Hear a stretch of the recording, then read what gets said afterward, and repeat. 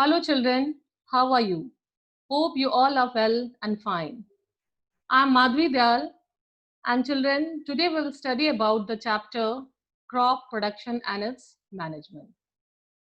Now children, you know that all organisms they need food and for their proper growth, development and survival, that is you can say in other words for sustenance. Now, plants can prepare their own food and they are known as autotrophs. And we all animals, including the uh, human being, we are known as heterotrophs because we depend on food for our growth and development. Now, you know that prehistoric people, in the starting, they gather the food, they search it, and after that, they know about that how to grow plants and they search about the seed. Now, the cultivation of plants or the cultivation of lands for growing crops, it is known as agriculture. And the cultivation of one type of crops on the land for growing the crops, it is known as crop production. Now, farmers, what they do, the farmers. Now, farmers do several systematic activities which are spread over period of time for providing the foods or for growing the crops for a steady supply of food. And this phenomenon or this process is known as agricultural practices. Now, this agricultural practices, this doesn't happen in 1 day, 2 day, or 3 days, or 10 days, but it takes place either for 2 months, 4 months, 6 months, and sometimes for the crops 8 to 9 months also. So, in this time, what they do, they plough the field, they provide irrigation, and they also provide fertilizers, manures, and they protect the crops also. And after harvesting it, they store it properly. So the farmers, they do the systematic and scientific agriculture, and they use also several advanced technology to fulfill the requirement of the crops to every citizen. Now, children, you know that different crops they require different requirements for their proper growth. They need different temperature, the amount of water, so their requirements are also different. So depending upon the different seasons, the crops can be divided into mainly two crops, two types of crops. Can you say what? That is Kharif crop and Rabi crop. Now first we will see about the Kharif crops. Now Kharif crops. The Kharif crops are the crops which are grown during the month of July to or June to October. Sometimes it is the seeds are sown in the month of June, and if the rainy season start late, then it starts in the month of July, and in the month of October it is harvested. That means the Kharif crop they are grown in monsoon season or in the rainy season. Now these are some of the examples of Kharif crop. See the picture. That is the rice, and this rice it is obtained from the paddy. That means from the paddy plant the rice is taken out. The other example you can see groundnut, pigeon pea that you will also call arhar, green gram, moong, and the next type of crop is the rabi crops. Now what are rabi crops? Rabi crops are those type of crops which are grown during the month of November to April. That means they are grown in winter season and they do not need too much water. They are not dependent on western monsoon. But the kharif crops, they are dependent on western monsoon. Now, example of some of the kharif crops are wheat plant. And this is the wheat which comes out from that wheat plant. And the other examples are, you can see the picture, gram, lentil, that's commonly known as masoor, mustard, and so on.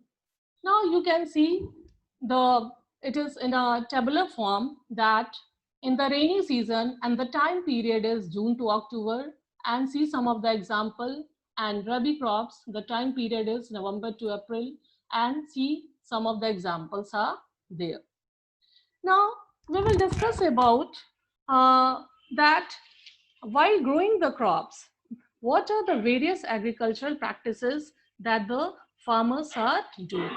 So first one is the preparation of soil, sowing of seeds, then adding fertilizers and the manures, and irrigation also, crop protection, and after that harvesting and storage. Now we will study one by one. First one is the preparation of soil. So during the preparation of soil, you all know that uh, during the preparation of soil, you know that the plants, they grow in the soil, and in the soil different minerals are present, and for growing, plants needs these minerals. Now the plants cannot take these minerals from the simple field.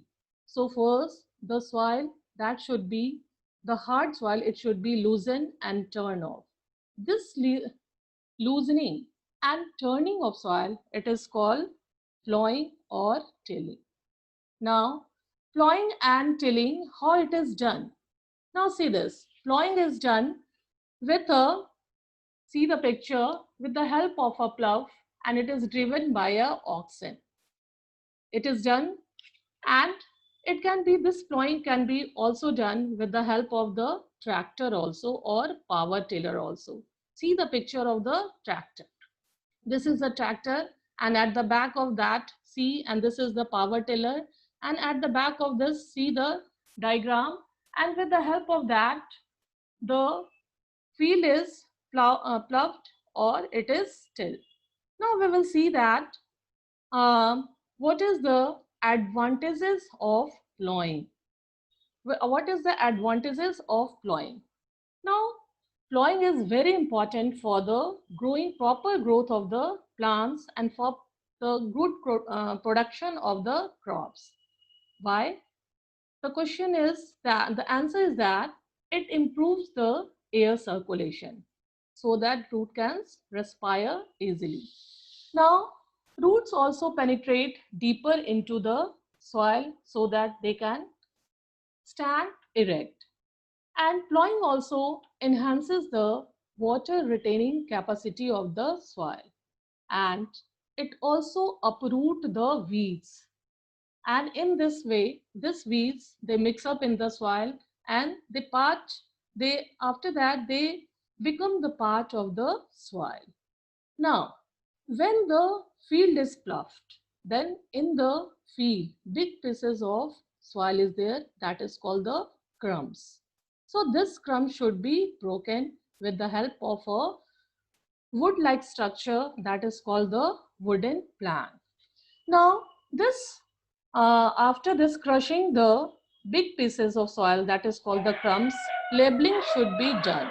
Now see the picture for labeling the paddy field.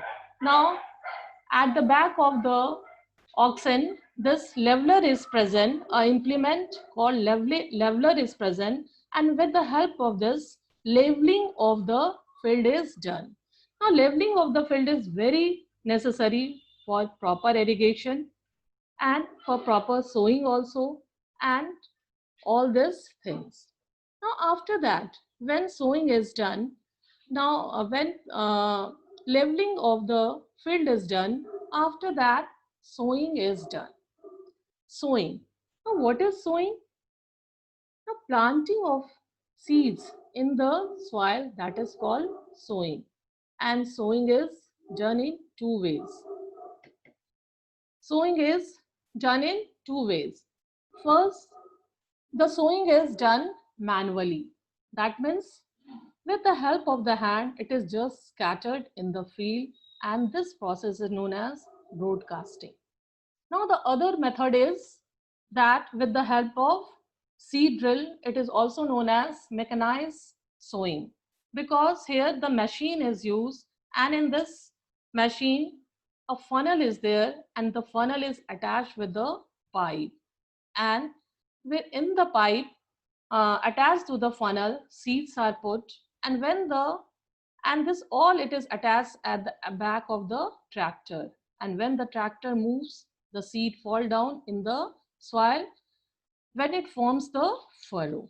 Now, in case of some other plants like paddy, chili, tomato, cabbage, first the seedling is uh, sown in a small plant. The seeds are sown in the small plot, or it is called the nursery. And when the seedlings are ready, then they are transplanted to another field, that is known as, and this process is known as transplantation. Now see the picture of the paddy field. Here in the other field, seedlings are formed, and then it is taken out and it is transplanted to the another field.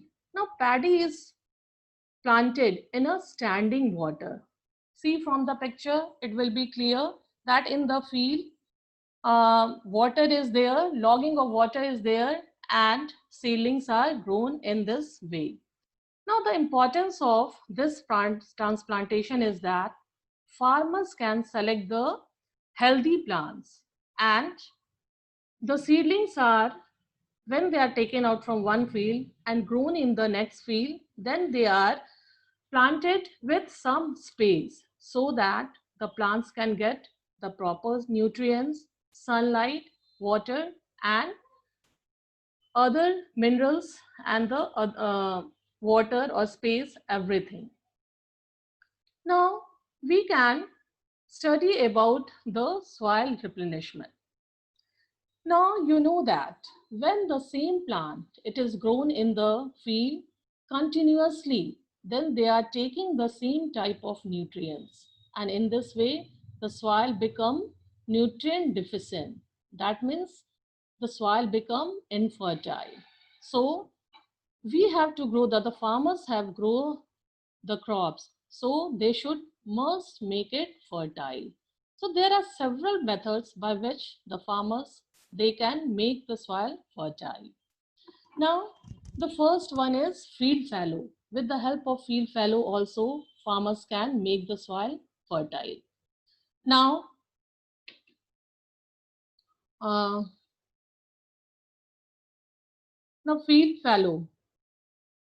Now the field fallow is the agricultural land, it is left uncultivated and for one season. And in this field, the microorganisms and the plants they grow in that, and after that they die and mix up in the soil. And in this way, they make the soil fertile. The next method is crop rotation. Now, crop rotation, you know that children, when the wheat and rice they are grown in the same field, then they take up too much nitrogen and the soil becomes nitrogen deficient. So to increase the amount of nitrogen, leguminous plant is grown in between the two successive cereal crops. Now we will see that how the uh, leguminous plant they increases the how the leguminous plant they increases the nitrogen content in the soil. Now this leguminous plants mean all the pulses. The pulses comes under the leguminous plant. In the root, see the picture of the leguminous plants. In the root of the leguminous plants, nodules are present, and that is called the root nodules. This round colored things, that is called the nodules, and in the nodules, root nodules of the leguminous plants, that is the gram, pea, arhar, moong, rhizobium bacteria is present, and this rhizobium bacteria this converts the atmospheric nitrogen into nitrates and nitrites, and in this way they absorb the nitrates and this nitrogen is gone to the plants or it is absorbed by the plant. Now the next one is the manures. Now what is manures? Now the manures are the waste of the plants and animals. And farmers can also prepare this by using the cow dung, leftover food, agricultural waste, and peels of fruits and vegetable. Now, when these are decomposed uh, in 1 month or 2 months, then they are spread in the soil.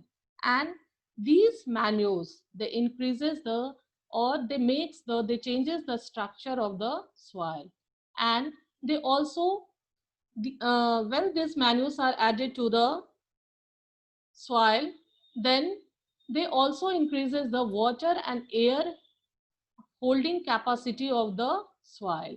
And also the farmers sometimes they use the manures by growing the fast growing some plants like alfalfa, hemp, or millets. Now these fast growing plants are grown, and then after that these plants are plowed in the field, and then they are mulched in the field, and they become the part of the soil, and after some times they decomposed and increases the nutrients in the soil like nitrogen and phosphorus. Now manures, uh, in this way the farmers they can apply the manures in the field. Now the next one, how the farmers they can increase the fertility of the soil. The next one is the fertilizers. Now these fertilizers, these are the chemical substances, and these are prepared in the factories, and these are nutrient specific like nitrogen, phosphorus, and potassium. Now these are easy to prepare also in the factories and easy to transport also as compared to the manures. Now there is another also you can say that about the vermicomposting. That means a compost is made with the help of the earthworms, and this can be added to the field, and in this way fertility of the soil can be increased or soil can be replenished. Now the next topic is irrigation. Now irrigation. Now irrigation is what? The supply of water to the field. It is known as irrigation. Now this irrigation can be done in two ways. First one is the traditional system of irrigation, and the other is modern system of irrigation. In the traditional system of irrigation, we can use the uh, uh, river or well or canals or the river lift system. These are the traditional system of irrigation. The pumps are also the traditional system of irrigation, and in this too much water it is wasted. But the modern system of irrigation is sprinkler system and drip irrigation method. Now see the sprinkler system. Now this sprinkler system, these in this perpendicular pipes are there and nozzles are fit into that, and when the water comes in that with pressure, this nozzles moves and water it is sprinkled in all direction. Now this sprinkler system is used where the uneven fields are there and where there is scarcity of water. So this picture is about the sprinkler system of irrigation, and this is about the modern system. The other modern system is the drip irrigation method. Now drip irrigation methods, pipes, see the picture in the this one. The pipes are they are fitted in that way that the drop by drops water they go to the roots of the plant, and then the plants they properly take the water And this system is also used where there is too much scarcity of water and the fields are uneven. So all these are about the irrigation or the traditional system and about the modern system of irrigation. Now sometimes what happens that during the rainy season or due to excessive supply of water, the water it is collected in the fields and that is called the water logging. Now what happens in water logging?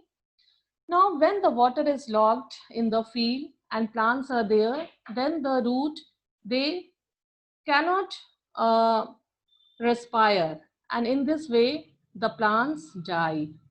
So this water which is locked in the field, it reduces the air in the field and the root of the plant, they cannot take the air, they cannot respire and the root damage. So this is called the water logging. Now other one is lodging. The other one is lodging.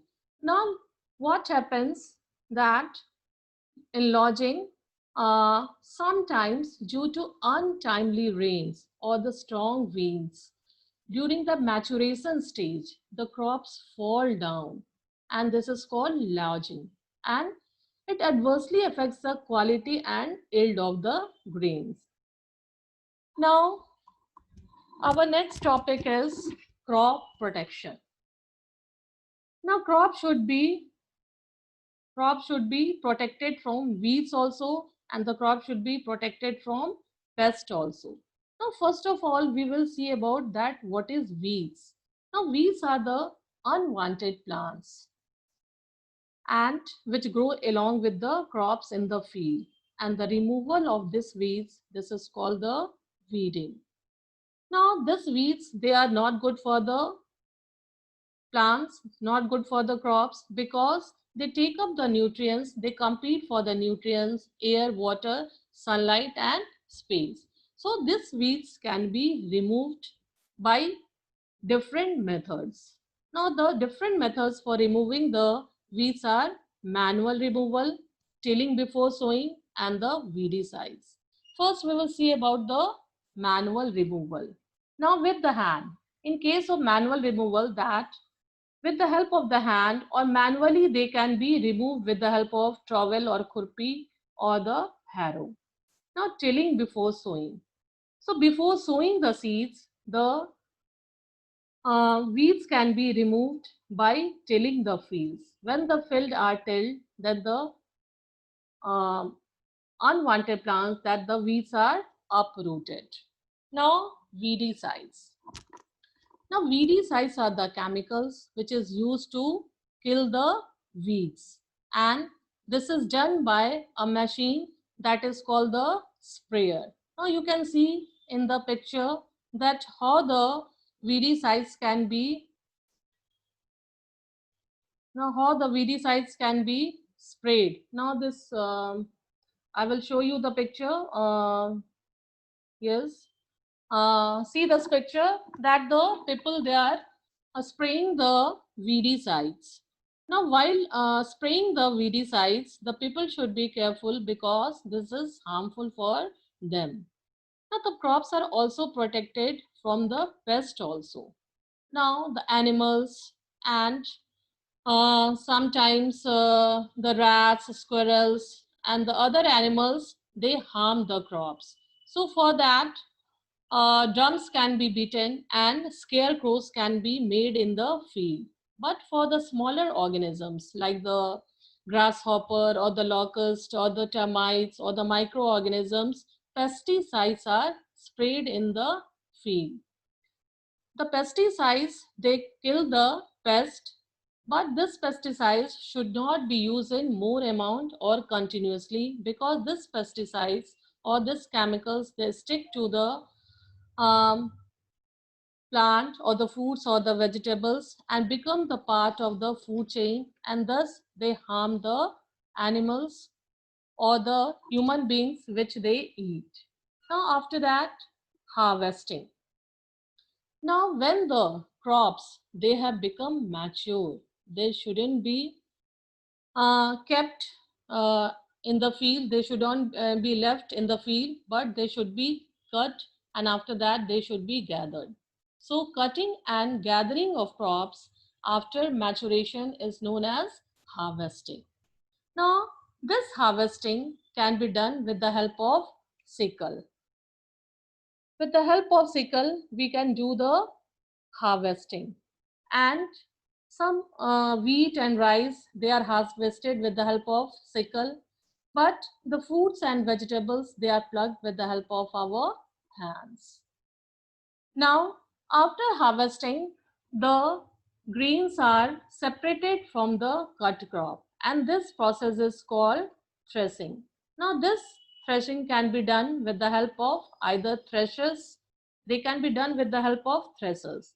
But in the large field, uh, a machine called combine harvester is used, and this combine harvester, they harvest the crops also and they thresh the crops also. That means harvesting and threshing is done at the same time.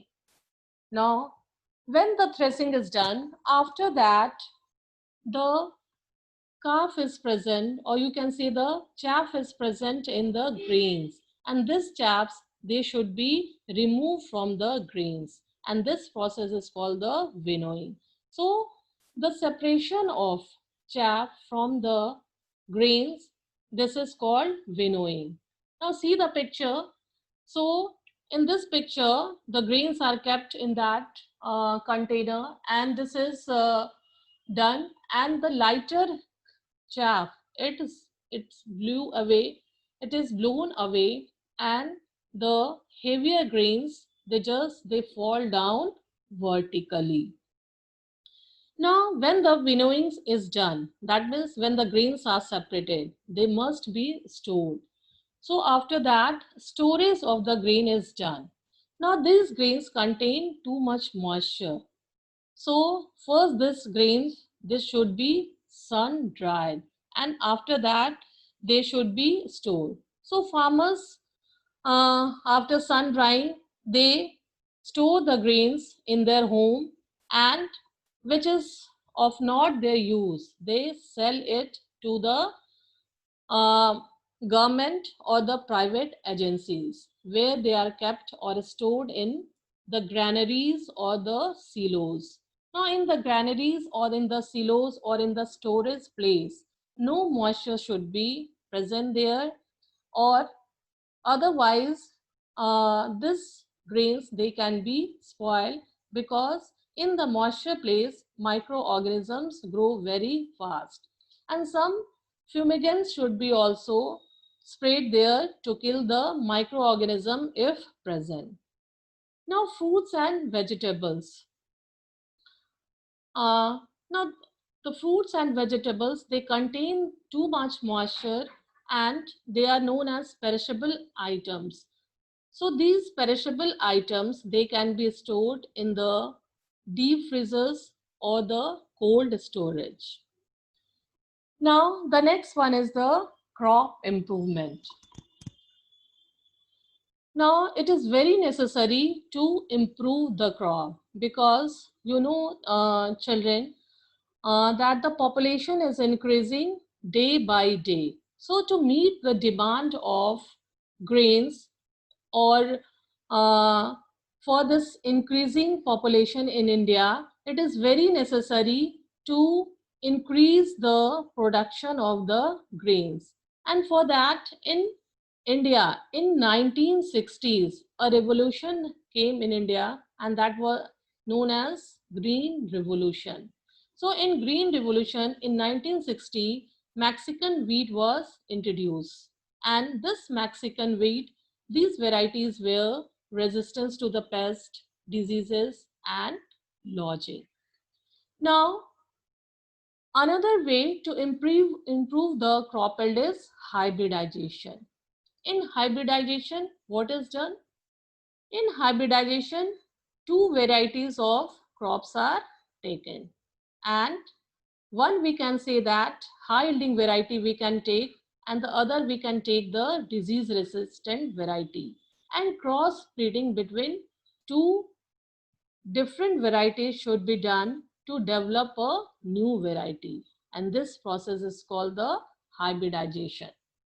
In this, we can say that two varieties, suppose plant A is taken and plant B is taken. And in the plant A, in the flowers of the plant A, the anthers are removed. And this process is called emasculation. And then the flowers of plant B, they are in that anthers are present, and this anthers are taken and they are dusted over the stigma of the flower A, and cross pollination or cross breeding is done in this way. And after that, these stigma, they are covered by the paper bag, and the plant or the seeds that is produced by this method, they are called the hybrid plant or hybrid seed, and this process is known as hybridization. Now, by such cross breedings, desired varieties are obtained, and this is done in the agricultural universities and the research institutes, and our scientists are doing to make the hybrid seeds, and they are distributing it also to the farmers so that they can grow the high yielding varieties, the disease resisting varieties, and the other varieties also. Thank you, children.